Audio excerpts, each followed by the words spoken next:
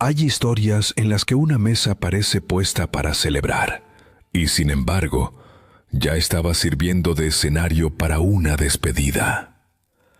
Aquella tarde, Valeria revolvía la salsa para la pasta mientras la cocina se llenaba de olor a albahaca, tomate y vino blanco enfriándose en el refrigerador, sin imaginar que, al otro lado de la puerta, ya venía caminando el final de la vida que había defendido durante 12 años. A veces lo más duro no es que el amor se termine, sino descubrir que se había ido mucho antes y nadie se atrevió a decirlo. Y cuando eso ocurre, no se rompe solo una pareja, también se quiebra la imagen que alguien tenía de sí misma. Si alguna vez ustedes sintieron que dieron demasiado por alguien que ya no estaba mirando en su dirección, dejen su experiencia en los comentarios. Y si les gustan las historias que hablan de elecciones, pérdidas y segundas oportunidades, acompáñenla con un me gusta y suscríbanse. El sonido de la llave girando en la cerradura le dibujó a Valeria una sonrisa automática. Era un gesto aprendido por años. Escuchar llegar a Diego, imaginar el crujido del piso de madera en la entrada, servir la cena y preguntar cómo había estado el día. Pero esa vez hubo algo distinto desde el primer segundo. Él no la llamó por su nombre apenas entró. No dejó el portafolio en el mismo lugar. No pasó directo a la cocina con esa confianza cansada de quien vuelve a su casa. Se quedó en el marco de la puerta, con la corbata floja, la mirada opaca y una rigidez extraña en los hombros. Valeria todavía sostenía la cuchara de madera cuando intentó sonreír y decir que la pasta ya casi estaba lista, la favorita de él, como si la costumbre pudiera deshacer la tensión. Diego se sentó sin responder al aroma, sin mirar la mesa, sin agradecer el cuidado de siempre. Luego apoyó ambas manos sobre la madera y dijo, con una frialdad administrativa que parecía ensayada, que quería el divorcio. Durante unos segundos, todo siguió moviéndose, menos ella. La salsa comenzó a hervir de más en la olla. El reloj de pared marcó otro minuto, y la luz naranja del atardecer continuó cayendo sobre los vasos que ella había elegido para hacer de aquella noche algo especial. Pero su cuerpo no obedeció. Apenas atinó a apagar la estufa y sentarse frente a él. Diego habló de una decisión meditada, de 6 meses pensándolo, de una vida que ya no quería seguir sosteniendo por costumbre. Sacó un documento doblado del bolsillo de la camisa y lo dejó sobre la mesa como si 12 años cupieran en un papel con firmas pendientes. Dijo que el departamento se quedaría con él, que le daría una compensación, que sería mejor hacerlo rápido. Valeria apenas pudo preguntar qué había hecho mal. Entonces llegó la frase que le dolió más que la propia palabra divorcio. Él dijo que ella se había convertido en una mujer encerrada en su casa, en alguien predecible, apagada, demasiado ocupada en servir cenas y muy lejos de la persona interesante que había conocido. Y lo dijo sin temblarle la voz, como si no recordara que había sido él mismo quien, 3 años antes, le pidió que dejara su trabajo de diseñadora de interiores para dedicarse al hogar, porque una casa tranquila valía más que cualquier ambición. Ella lo miró sin discutir de inmediato. Recordó cada conversación en la que él había repetido que lo mejor para ambos era una vida ordenada, un hogar impecable, tardes sin estrés, cenas juntos, menos proyectos, menos clientes, menos urgencia. Recordó la forma en que él había disfrazado su miedo bajo palabras dulces: descanso, equilibrio, familia, estabilidad. Y recordó también el momento exacto en que empezó a creerle.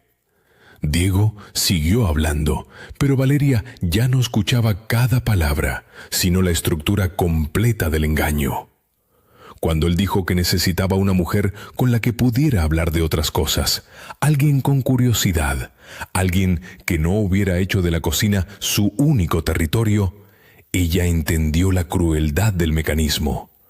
Primero la había convencido de encogerse y ahora la castigaba por haberse encogido. Antes de irse a la sala, dejó dicho que al día siguiente empezaría a sacar sus cosas y que sería mejor que ella buscara un lugar para vivir cuanto antes.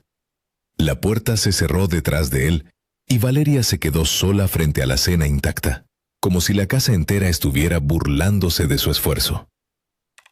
La mañana siguiente fue todavía más humillante, porque todo parecía normal. El café goteaba en la cafetera, la luz entraba por la ventana de la cocina y la ropa de Diego seguía colgada en el respaldo de una silla como si nada se hubiera roto. Valeria no había dormido.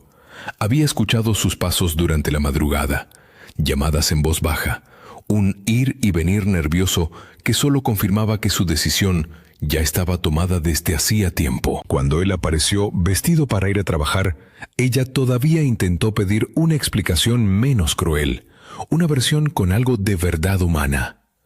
Diego se sentó solo por unos minutos, miró hacia la ventana y habló de la mujer que ella había sido antes.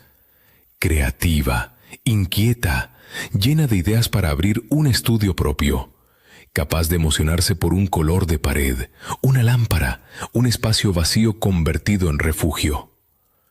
Valeria sintió por un instante que quizás se avecinaba una disculpa, pero no. Él solo usó esos recuerdos para afirmar que ella se había quedado atrás.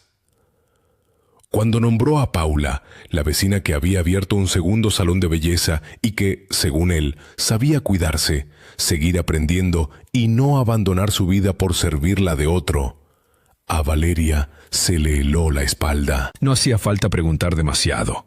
La forma en que evitó sus ojos fue respuesta suficiente. Aún así, ella preguntó, y no porque necesitara detalles, sino porque necesitaba escuchar de su boca el tamaño de la mentira. Diego negó que todo fuera por Paula. Habló del desgaste de la relación, del deseo de una vida más intensa, del derecho a querer algo distinto. Valeria recordó entonces cada tarde en que había dejado pasar una intuición por miedo a parecer insegura. Las ausencias cada vez más largas, el perfume ajeno pegado a sus camisas, la paciencia repentina con la que hablaba del cansancio de ella, como quien ya no está consolando, sino justificándose. Cuando él se marchó finalmente, diciendo que lo mejor era no convertir aquello en una guerra, Valeria comprendió que lo peor no era que la hubieran dejado. Lo peor era haber colaborado en silencio con el borrado de sí misma, creyendo que así protegía el amor. Empacó ese mismo día. No lo hizo con rabia desordenada, sino con una calma extraña que se parecía al entumecimiento. Cada vestido, cada carpeta, cada objeto le devolvía a una versión antigua de su propia vida. Encontró el vestido de la primera cita con Diego, cuando todavía pasaban noches enteras corrigiendo planos y soñando con estudios luminosos, proyectos grandes y clientes difíciles. Encontró un álbum viejo con fotos de una exposición de arte donde se habían conocido.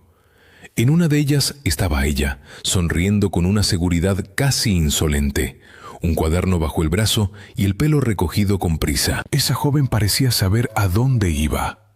En otra caja, cubierta de polvo, aparecieron dibujos, maquetas improvisadas, paletas de color, la idea inicial de un pequeño estudio propio. Todo estaba allí, esperando a alguien que no había regresado en años. Valeria guardó también su diploma, la libreta de trabajo y un tubo con planos enrollados.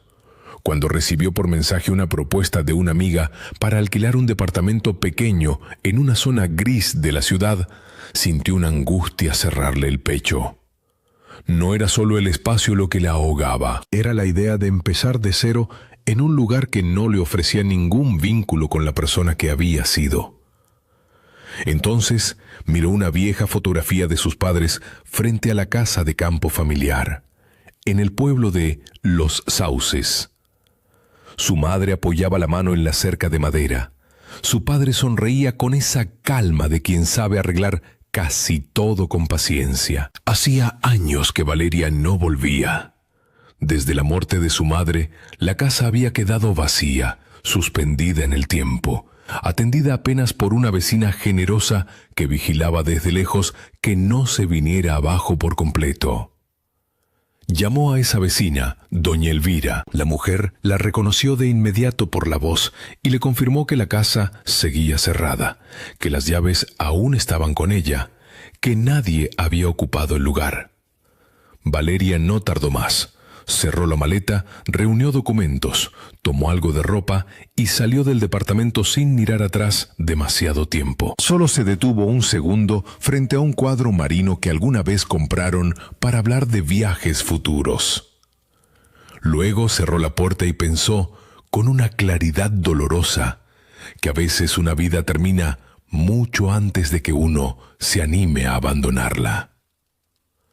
El tren avanzó sacudiendo sus certezas, mientras la ciudad quedaba atrás. Valeria apagó el teléfono cuando vio varias llamadas perdidas de Diego.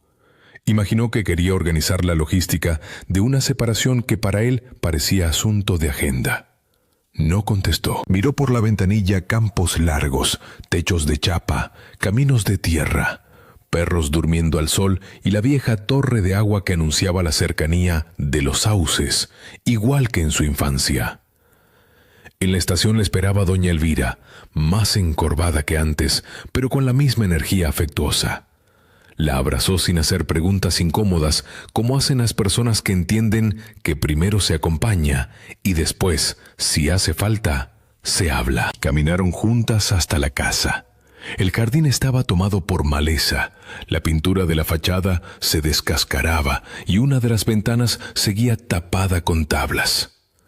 Pero el arbusto de lilas que había plantado su madre aún florecía terco junto a la verja. Valeria sostuvo las llaves con una emoción que no era alegría ni tristeza, sino la sensación de estar entrando a una parte de sí misma que había dejado abandonada. Dentro la recibió el olor a polvo, madera vieja y recuerdos detenidos. Había platos donde siempre estuvieron, estatuillas de porcelana sobre el aparador, cortinas amarillentas, una manta doblada con cuidado sobre el respaldo de una silla. Cuando volvió a encender el teléfono, entró enseguida un mensaje de Diego. Decía que aquello era absurdo, que no hacía falta que se escondiera en un pueblo, que él podía pagarle varios meses de alquiler en un sitio decente.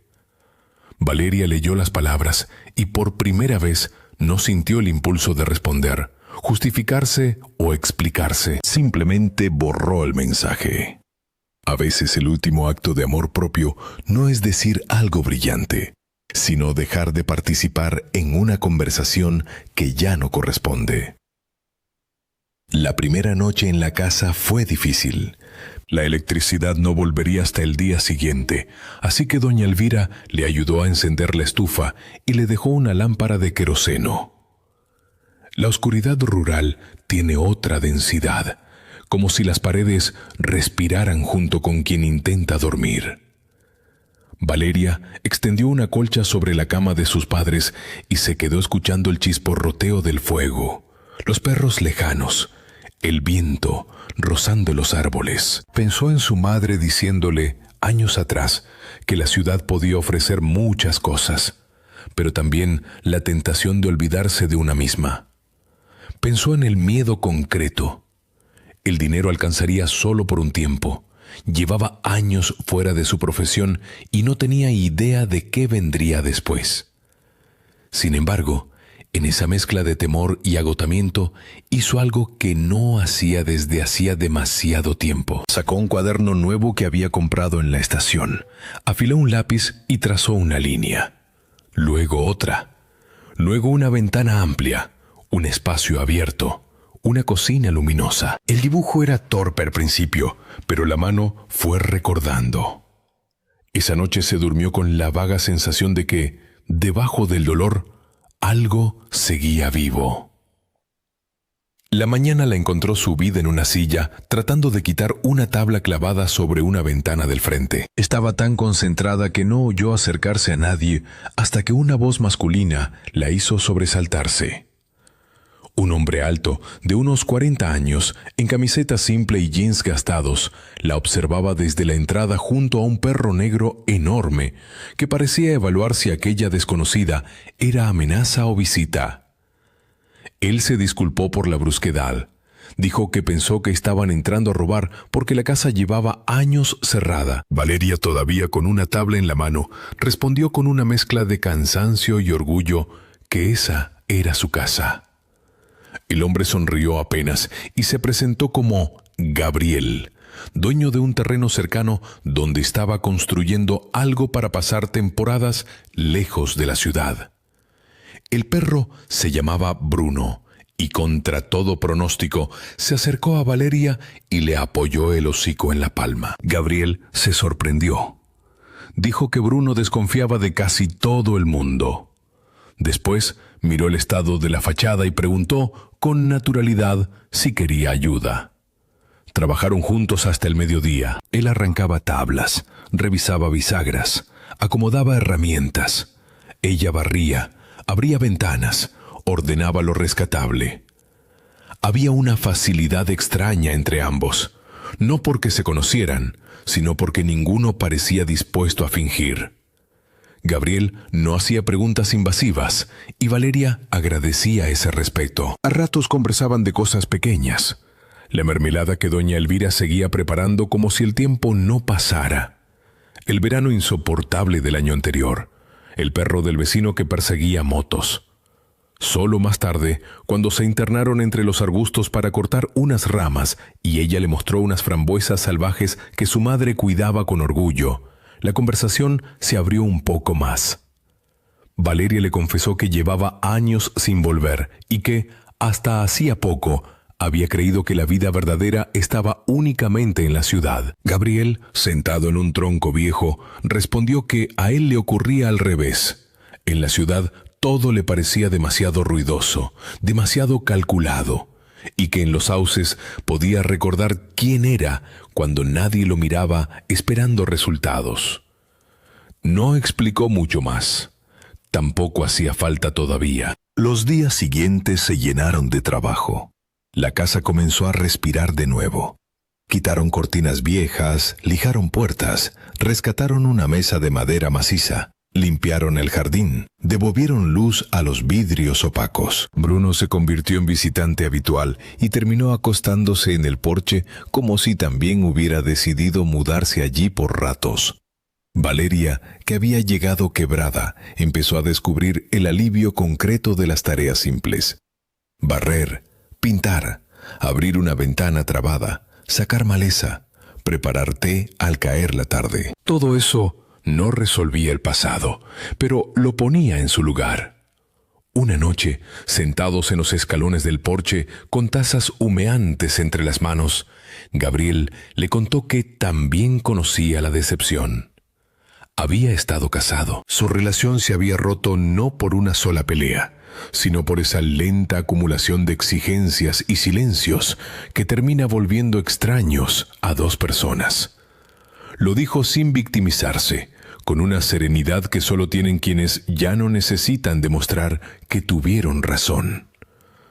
Valeria le habló entonces de Diego, de cómo la había convencido de apagar su propia vida para sostener la suya, de la vecina demasiado presente, de la vergüenza de no haber visto antes lo evidente. Gabriel no opinó enseguida, solo escuchó.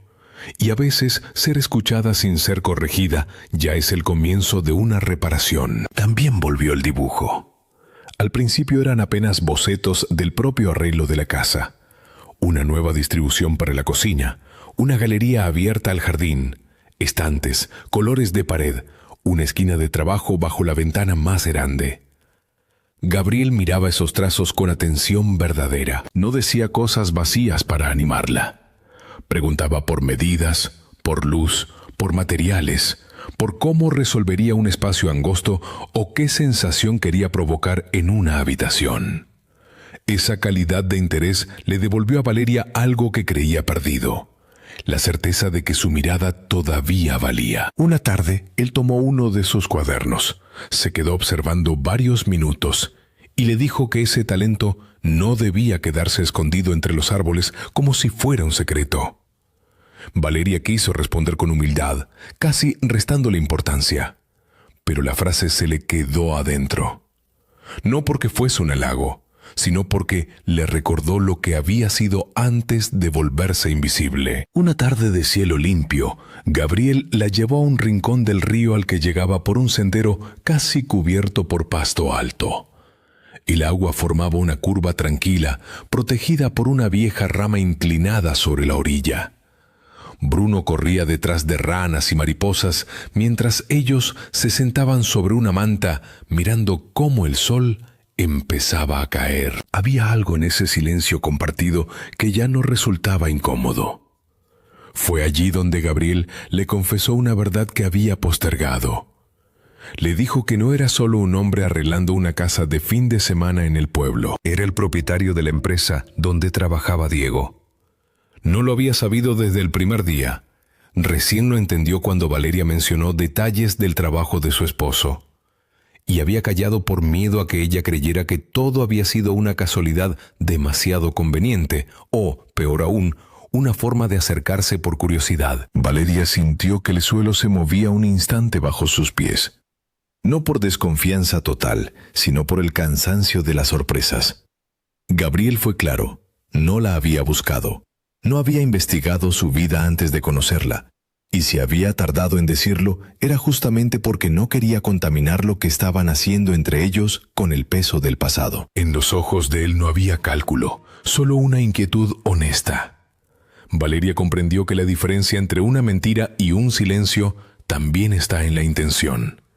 Y por primera vez en mucho tiempo, eligió creer sin sentirse ingenua. El primer beso llegó así, casi sin anuncio, suave, como si ambos quisieran comprobar que el mundo podía volver a ser un lugar amable. Poco después, la verdad que faltaba terminó de completarse. Gabriel asistió a una cena de trabajo y vio a Diego con Paula. No hacía falta ser adivino para notar que aquello no era reciente. Cuando se lo contó a Valeria, lo hizo con cuidado, sin morbo, sin alimentar una herida innecesaria. Le dijo que, por lo que pudo percibir, la relación llevaba bastante tiempo. Ella escuchó en silencio, apoyada contra la ventana de la cocina recién pintada, y en vez de estallar, sintió algo inesperado. Alivio. No porque la traición dejara de doler, sino porque, por fin, terminaba la última duda. Ya no había espacio para aquella pregunta que persigue a tantas personas abandonadas. Tal vez, si hubiera hecho esto, si hubiera sido distinta, si hubiera aguantado un poco más. No. Diego la había soltado mucho antes de decírselo, y esa verdad, aunque amarga, le devolvía la libertad de dejar de culparse. Esa misma semana, Gabriel le propuso algo que la asustó y la entusiasmó al mismo tiempo. Le dijo que quería abrir un nuevo frente de trabajo en el área de diseño y renovación de espacios, y que ella tenía todo para volver a ejercer. No le ofreció caridad ni refugio sentimental. Le ofreció una oportunidad real, con exigencias reales, para recuperar oficio, ritmo y confianza. Valeria dudó. Temía regresar a la ciudad, cruzarse con rostros del pasado, volver a medir su valor en un terreno donde se sentía oxidada. Gabriel no la presionó, solo le recordó que los sauces podía seguir siendo su raíz sin convertirse en escondite. La casa podía ser taller, refugio, lugar de descanso, pero no cárcel. Valeria aceptó con una condición medio en serio, medio en broma: que ni él ni Bruno dejarían de aparecer por esa casa los fines de semana. Gabriel sonrió de esa manera tranquila que ella ya empezaba a esperar y le prometió que ese porche no volvería a quedarse en silencio. El regreso profesional no fue fácil. Valeria alquiló un pequeño estudio en el centro histórico de la ciudad, luminoso y sobrio, sin lujos, pero con la dignidad de un comienzo propio. Se inscribió en cursos de actualización, se puso al día con herramientas, materiales y tendencias que habían cambiado durante su pausa. Hubo días en que volvió agotada, con la sensación de ir detrás de todos. Pero también hubo algo casi eléctrico en ese cansancio. Por primera vez en años, estaba cansada por algo que la construía. Empezó a participar en proyectos reales, primero con timidez, luego con decisión. Su sensibilidad para leer los espacios seguía intacta y en algunos aspectos era mejor que antes. Había vivido demasiado como para diseñar desde la superficie. Ahora entendía algo que antes apenas intuía. Un espacio no solo se ve bonito o funcional, también contiene silencios, necesidades, heridas, refugios. Por eso sus propuestas tenían una calidez distinta. Gabriel mantuvo su palabra. No la trató como protegida. Le exigió, le corrigió cosas. Le pidió que defendiera sus ideas con argumentos. Y eso la hizo crecer más rápido que cualquier consuelo. En ese nuevo equilibrio apareció Lucía, la hija adolescente de Gabriel. Llegó un día a la oficina después de que le cancelaran una clase, y con la franqueza propia de los 13 años, preguntó por qué todos los diseños del lugar parecían tristes, menos los de Valeria. La escena hizo reír hasta a la recepcionista. Lucía era curiosa, inteligente y tan observadora como su padre, solo que sin filtro. Quiso ver fotos de la casa de los Sauces. Preguntó si era verdad que había una estufa a leña y un jardín con árboles frutales, y pocos días después ya estaba insistiendo para ir un fin de semana. Valeria notó el cuidado con que Gabriel observaba esa cercanía, como quien teme ilusionarse demasiado pronto, pero la relación entre ellas fluyó sin esfuerzo. Lucía ayudaba a colgar cortinas, aprendía recetas de doña Elvira, perseguía a Bruno por el patio y escuchaba a Valeria hablar del color, la luz y las casas como si fueran personas. Una tarde, mientras acomodaban ropa recién lavada, la muchacha le dijo con una sencillez desarmante que su padre había pasado mucho tiempo con la sonrisa a medias y que, desde que Valeria había aparecido, volvía a aparecer él mismo. Valeria no supo qué responder. A veces las verdades dichas por alguien joven suenan menos complicadas porque no vienen envueltas en defensa. Los meses avanzaron así, entre ciudad y pueblo, trabajo y reconstrucción, presente y pasado, encontrando por fin una distancia saludable. La casa de los Sauces dejó de parecer una herencia triste y empezó a convertirse en una extensión de la nueva vida de Valeria. Ella diseñó una sala amplia donde antes había habitaciones cerradas. Recuperó maderas antiguas, abrió luz donde solo había sombra y armó un pequeño estudio junto a la ventana que daba al jardín. Allí trabajaba algunos proyectos personales y soñaba, otra vez, con algo propio. Ya no como fantasía adolescente, sino como una meta posible. Gabriel acompañaba sin invadir. Lucía se convirtió en aliada espontánea de cualquier plan. Bruno, como todo perro sabio, supo antes que nadie cuándo una casa vuelve a ser hogar. La invitación al cumpleaños número 40 de Diego llegó en un sobre elegante, con letras cuidadas y un tono cordial que casi resultaba ofensivo. Valeria lo miró largo rato. Dudó en abrirlo, dudó en ir. Dudó incluso en pensar en él más de unos minutos. Pero Gabriel le dijo algo simple. No tenía que asistir para demostrarle nada a Diego, sino para confirmar ante sí misma que el miedo ya no mandaba. Lucía, por su parte, fue todavía más práctica. La arrastró a buscar un vestido y eligió uno verde profundo que, según ella, haría que cualquiera se diera cuenta de inmediato de que Valeria no era una mujer rota intentando sonreír, sino una mujer que ya había cruzado el incendio. La mañana del evento, mientras se peinaba frente al espejo, recibió flores y una nota breve de Gabriel. Confiaba en ella. Bastaron esas pocas palabras para aquietarle el pecho. Cuando entró al salón del restaurante, las conversaciones bajaron apenas un tono. no por escándalo abierto, sino por ese murmullo social que se produce cuando alguien regresa distinto a como fue recordado. Diego la vio desde lejos y se quedó inmóvil un segundo de más. Paula, junto a él, endureció la sonrisa.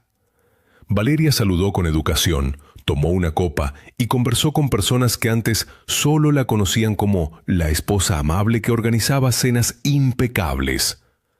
Ahora hablaba de restauración, de proyectos en marcha, de espacios públicos, de patrimonio, de la tensión entre belleza y uso cotidiano. Lo hacía con una serenidad que no necesitaba exhibirse. Entonces llegó Gabriel. No hizo entrada teatral ni buscó humillar a nadie, solo cruzó el salón con la calma de quien no compite por un lugar. Muchos lo reconocieron enseguida, y el gesto de sorpresa en varios rostros alcanzó para que Diego entendiera sin explicaciones quién era el hombre que estaba junto a Valeria. Si alguna vez él había querido que ella se sintiera pequeña, esa noche quedó claro que el tamaño real de una persona no depende de con quién llega, sino de cómo logra reconstruirse. Durante la celebración hubo brindis, saludos y frases superficiales. Pero también llegó el momento en que Valeria decidió cerrar del todo la puerta del pasado. No lo hizo con reproches ni con revancha, simplemente, cuando la ocasión lo permitió, tomó la mano de Gabriel y compartió una noticia que hasta entonces solo conocían ellos y el médico. Estaban esperando un bebé. El silencio que siguió duró apenas unos segundos, pero en la memoria de Valeria se volvió mucho más extenso. No por el impacto ajeno, sino porque en ese instante comprendió que la historia ya había cambiado de dueño. Diego quedó quieto, con una expresión difícil de nombrar, como si intentara encontrar dentro de sí mismo alguna reacción adecuada y no la hallara a tiempo. Paula apartó la mirada y, sin embargo, nada de eso le produjo a Valeria placer oscuro, solo una paz sobria. Había pasado demasiado para seguir viviendo al ritmo de lo que él sintiera o dejara de sentir. Cuando Gabriel la abrazó y apoyó los labios en su frente, ella entendió que algunas victorias no hacen ruido, solo devuelven el aire. Esa noche de regreso, mientras la ciudad se quedaba atrás y los faros del auto abrían un camino limpio hacia los sauces, Valeria apoyó la cabeza en el hombro de Gabriel y pensó que lo más extraño de la vida es la forma en que a veces derrumba una casa para obligar a alguien a salir de ella. Si Diego no la hubiera empujado hacia el borde, quizá habría seguido años enteros habitando una versión disminuida de sí misma, llamando amor a la costumbre y paz a la resignación. No agradeció el dolor, porque el dolor no merece homenajes, pero sí reconoció que había sabido transformarlo en otra cosa. Un año después, la nieve caía mansa sobre el techo renovado de la casa. Adentro, el calor de la estufa abrazaba las paredes y el estudio de Valeria funcionaba a pleno. Recibía encargos de varios lugares, había participado en la recuperación de un edificio histórico y estaba dando forma a un proyecto pequeño y muy suyo: convertir un antiguo caserón de la ciudad en galería, taller y espacio para encuentros creativos. Lucía decoraba un árbol de Navidad junto a Bruno, que vigilaba las cajas de adornos con seriedad exagerada. Gabriel preparaba la cena. En el sofá, una manta esperaba al bebé que pronto llegaría. Todo era sencillo y al mismo tiempo enorme. No porque la vida se hubiera vuelto perfecta, sino porque por fin estaba habitada por personas que podían ser ellas mismas sin pedir perdón por ello. Valeria se acercó a la ventana y miró el jardín cubierto de blanco. Recordó la primera vez que volvió a esa casa, derrotada, creyendo que había llegado allí solo para esconderse del fracaso. Sonrió al entender que, en realidad, había regresado para encontrarse. Su madre tenía razón en algo esencial. El lugar correcto no siempre es el más brillante ni el más admirado desde afuera. A veces es aquel donde una persona recupera la voz, el oficio, la ternura y la fuerza de decidir por sí misma. Y quizá de eso se trata, crecer de verdad, de aprender a no llamar destino a lo que nos apaga y a no temerle los comienzos que llegan disfrazados de ruina. Porque hay pérdidas que parecen castigo hasta que, con el tiempo, revelan que solo estaban abriendo espacio para una vida más honesta. Si esta historia les hizo pensar en alguien o incluso en ustedes mismos, cuéntenlo en los comentarios. Si quieren seguir acompañando relatos como este, dejen su me gusta y suscríbanse. Y cuando aparezcan las pantallas finales, no se vayan. El próximo video también trae una historia de esas que recuerdan que a veces caer no es el final, sino la única forma de volver a ponerse de pie con el corazón en el lugar correcto.